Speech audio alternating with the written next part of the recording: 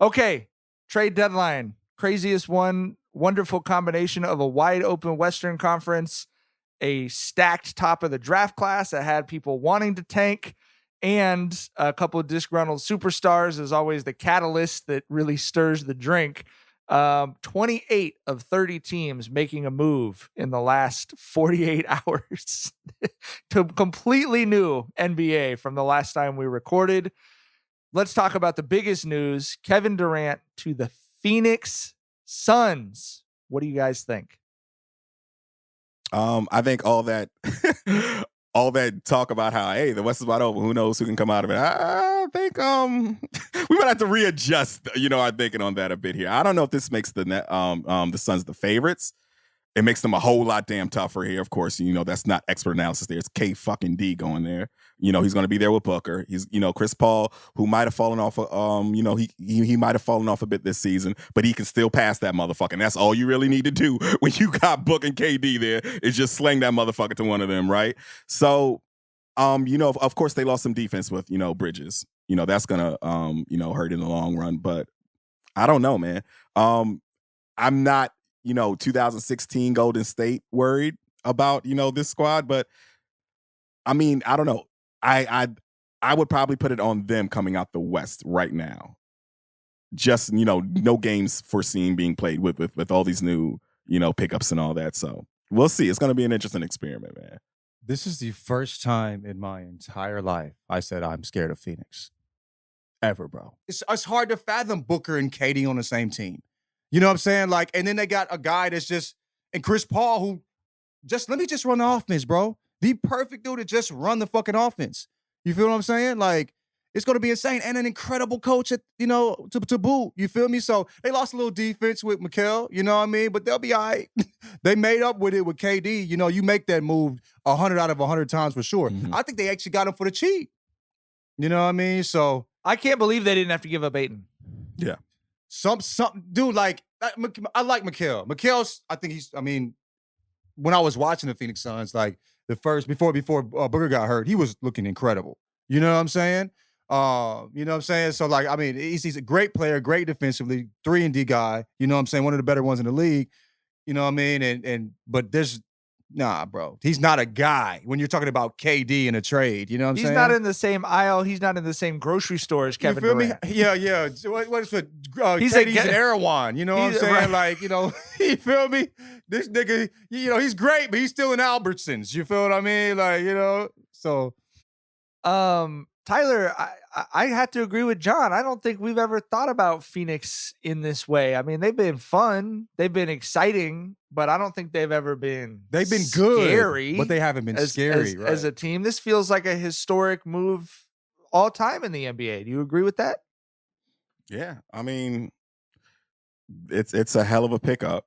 The Suns have kind of lucked up a lot with trades. They got Chuck in the 90s when he was like the second best player in the league. They got KD now when he's like a top 3 guy. Like, they make shit move over there. So, so it was a, way to make, a fucking splash for that new owner who had us all scratching our heads when he hired Isaiah Thomas to come on board. But for 30 seconds. Right. We're like, what the fuck was that? But yeah, man, that's a hell of a first day on the job there, bucko. And the thing is too, we worry about the Suns kind of like nuts crawling up in their stomach in big moments. That ain't happening with KD. He dragging them motherfuckers. You know what I'm saying? Like, so I don't know, man. Like, it's gonna be fun to watch. It's gonna be fun to watch. Yes. It's not often that you would say an owner is beloved by fans, but if you have owned an NBA team for 24 hours and you've delivered Kevin Durant, a single Kevin Durant. Uno Kevin Durant, you might build a statue for yourself outside the arena. Matt Ishiba. He's on quite a pace. He's going to deliver one Kevin Durant per day of his ownership. What he said to Marquette. Let's talk about the West for a second. I think we're all there that Phoenix is threatening, if not the favorites in the West. I think with so much movement in and out of the West, if it's not wide open, I say this. I do think it's going to be a free-for-all. These seeds don't matter. I think Phoenix is the 5 seed right now. I don't give a fuck if they're the 5 seed, if they rest everyone, they're the 6 seed, they play everyone, they're the 3 seed.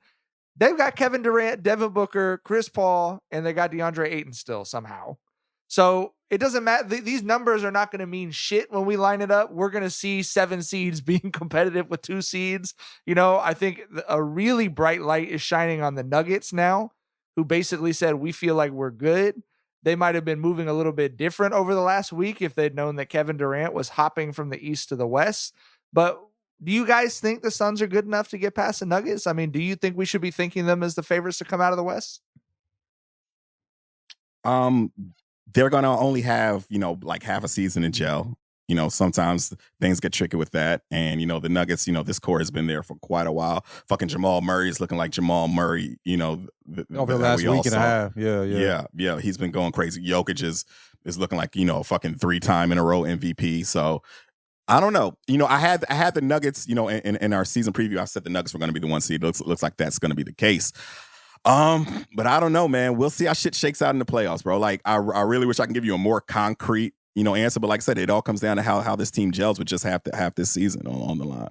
I think we all talked about the Nuggets being the 1 seed too. We thought they were going to be good and they're going to be good, but I think we all didn't necessarily think we'd be scared of them in the playoffs as well. You know what I'm saying? And then also they lost Bones. I know it's not a big piece. He was great off the bench though. 14, 15 points a game. He's going to the Clippers, and I'm liking that move. I think it'll be fun seeing him, playing with Norm Powell. There's going to be buckets off the bench there. But I don't really. The Nuggets. I love Murray. I love Joker. You know what I'm saying? I think they're a solid team. I don't know if they have that it or that thing or that like that. We haven't seen Joker get them over the hump yet. You know what I'm saying? We've seen KD make those changes. We've seen Giannis finally do it. You know what I'm saying? So maybe this is the season, but I don't see it right now. Let's talk about the Lakers moves. Obviously, you can sort of stretch this back to them bringing in Rui, but very active trade season for the Lakers between D'Angelo Russell, Beasley, and Rui. Probably turn over 60% of the starting lineup.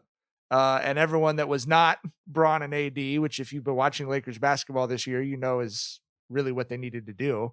But they also add Vandy, they add Mo Bamba, second round picks flying around like the salt off Salt Bay's elbow all day today. What do you think of these Lakers upgrades? And do you think this is good enough to, I'm not going to say put them in title contention at all, but is this good enough to change what has felt like kind of a cursed season for Bron and AD?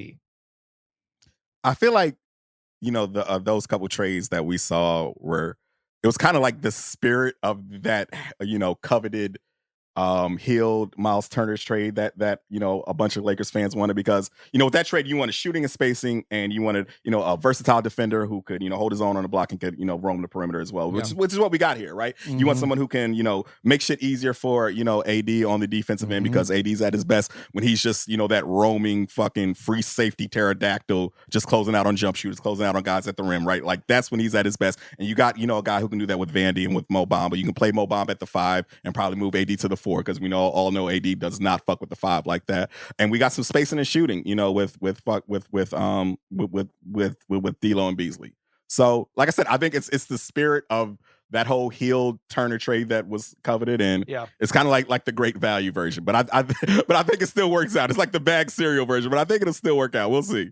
I mean, D'Angelo's having a good season. Yeah. You know what I'm saying? Yeah. Having a solid season. He been letting that motherfucker fly from 3. You letting that thing go, you know what I'm saying?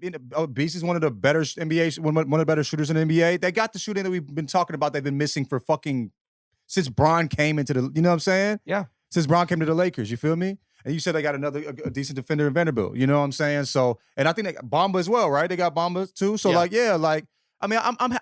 I think considering the situation, I like what the moves Pelinka made. You know what I mean? I'm happy about them. Like, if they would have got Bogey, I'd been rock hard right now, bro. Like we would have had to postpone the pod, nigga.